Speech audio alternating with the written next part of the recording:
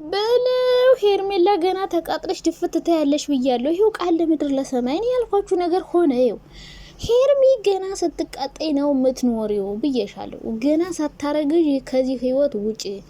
አብረሽ ከሩታ የፈለገ ተአምር ቢፈጠር ሊርቅ አይችልም ብዬሽ ነበረ። አልተናገርኩም? የሄርሚ እህቶች በጎችዬ አልነገርኳችሁም ወይ? አብረሽ ከሩታ አይለይም። ሄርሜላን የሚፈልጋት ለመደበሪያ ነው ብያችሁ ነበር። ይሄው እንዳልኩትም አልሆነም።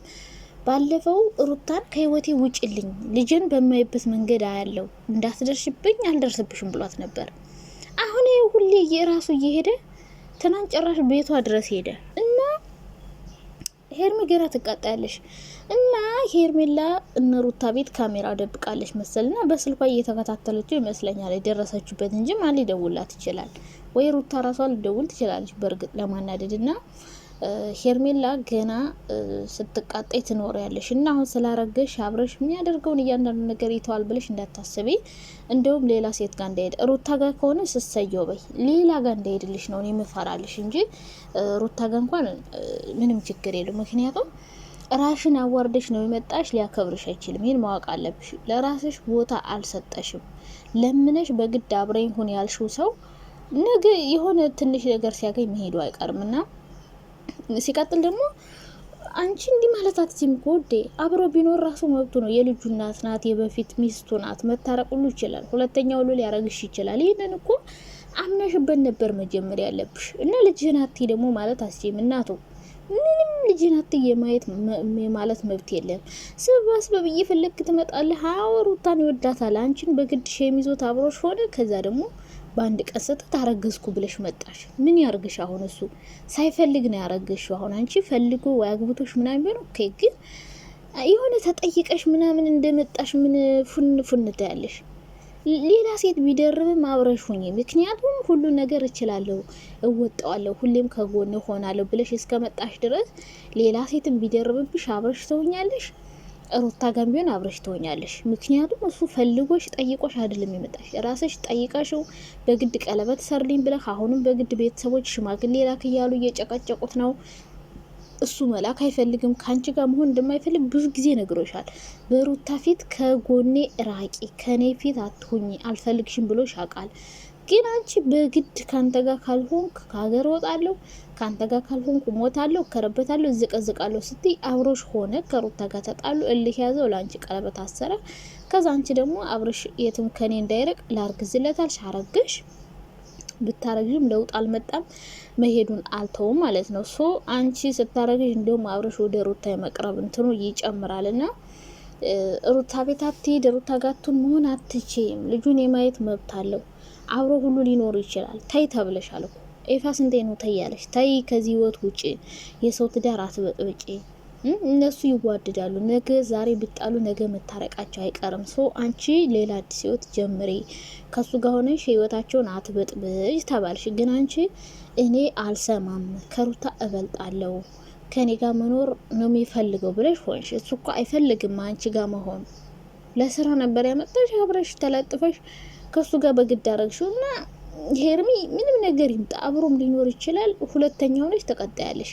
ሁለተኛው አልቀጥልም ሄዳሉ። ጠረገበይ ምን ይቀርበታል? እሱ ጠረገበይ ከሩታ ጋር ይታረቃል። አንቺ ደግሞ ልጅሽን ወልደሽ ልክ እንደትሽ ወስደሽ ለእናት ትሰጫለሽ። በቃ ቤቱ በዲቃላ ይሞላል ማለት ነው። እንዴ አንቺ ሴት ነሽ፣ የተማርኩ ሰው ነው ታያለሽ፣ አራዳ ነው ታያለሽ። እንዴት አንቺ ልጅ በማርገዝ ወንድ ለማያዝ ትሞክራለሽ? ይሄ እኮ ቀሽም የሆነ አይዲያ ነው። አንቺ ስላረገሽ አብሮሽ ከኔ ጋር ይሆናል ብለሽ ማሰብ አልነበረብሽም። መሆን የሌለበት ነገር ነው። ተመካክራችሁ ተጋብታችሁ በክብር፣ ከምንም በላይ ክብር ይበጣል። የሆነ ሰው ለራስሽ ከማረግሽ በፊት መከበር አለብሽ። የሚያከብርሽ ሰው አብሮሽ ቢሆንም ነገ ሲያናድድሽ እና ሲያቃጥልሽ ነው የሚኖርና ሄርሜላ ምንሽ ባህሪሽን አሳምሬሽ። አሁን ካረገሽ ገና ይረግጥሻል፣ ላይሽ ነው የሚወጣብሽ። የትም አትሄድም ብሎ ነው የሚያስበው ኢቭን ቢወድሽ እንኳን። ምክንያቱም አንቺ በግድ ነው አብረኝ ይሁን ብለሽ ያረግሽው። በግድ ያረገሽ ሳይፈልግ አሁን ስታረግሽ ደግሞ የትም እንደማትሄጂ ያውቃል። እሱ እንደፈለገ እየረገጠሽ ሄዶ ሩታ ቤት ሁሉ ሊገባ ይችላል። ቤቴ ነው ብሎ ማለት ነው። አንዱ ሆንኩ ብሎ ሊመጣ ይችላል። እና ሄርሚ ሁሉንም የሚመጣውን ነገር ኃላፊነት ወስደሽ ለመቀበል ሞክሪ እንጂ እሱ አብረሽ ከሩታ ይርቃል ብለሽ በጭራሽ ለአእምሮሽ ራሱ አትንገሪው፣ ስለማይሆን ማለት ነው።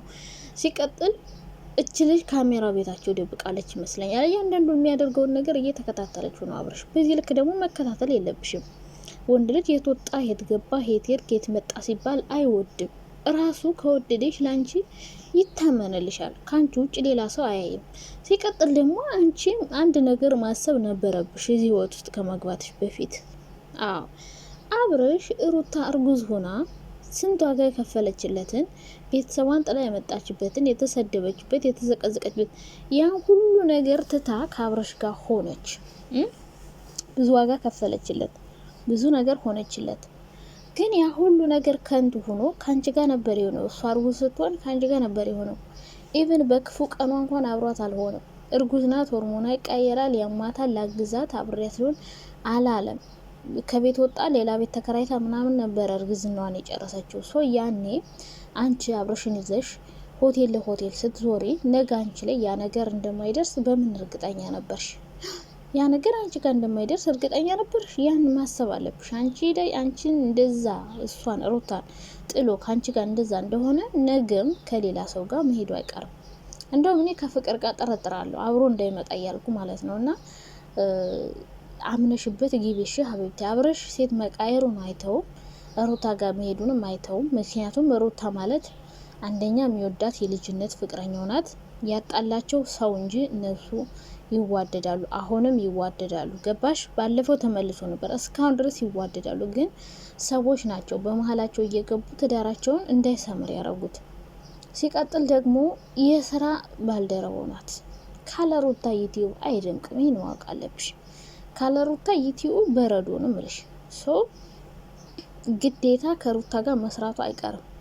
ሩታ ቤትም መሄዷ አይቀርም። የልጁ እናት ናት። ልጁን ደግሞ አቴ ማለት አትችይም። እና ይህን ያክል በዚህ ልክ መከታተልም የለብሽም። ተከታተለሽ ስለማታድኘው መጀመሪያ አምነሽበት መግባት። ሴት ሊቀይር ይችላል፣ ሩታ ቤት ሊሄድ ይችላል፣ ሩታ ጋር ሊሆን ይችላል። ይሄ ማወቅ አለብሽ። እሷ ላይ ያደረገውን አንቺ ላይ እንደማያደርገው በምን እርግጠኛ ነሽ? እና አንዳንድ ሴቶች በጣም ራስ ወዳድ ከመሆናቸው የተነሳ በጣም ብዙ ስህተት ትሰራላችሁ። እና ሄርሜላ በጣም ብዙ ስህተቶች እና የሰራሽ ነፍስ ይማር። እንግዲህ ምንም ማድረግ አይቻልም። ዝም ብለሽ ተረጋግተሽ ልጅሽን አርግዘሽ ውለጂ ካላስ በቃ ሌላ ምንም አማራጭ የለሽም። ፎን ማለት መንፈራገጥ፣ የማይሆን ነገር ለማድረግ መሞከር ከንቱ ድካም፣ ከንቱ ልፋት፣ ከንቱ ድካም፣ ከንቱ ልፋት ነው። እሺ ውዴ፣ ምክንያቱም እሱ ሩታ ጋር እንደማይለይ ታውቂያለሽ። እኔ ሁሌ ነው የምላችሁ አብረሽ ሩታን አይርቃትም፣ ሁሌ አብሯት ነው የሚሆነው።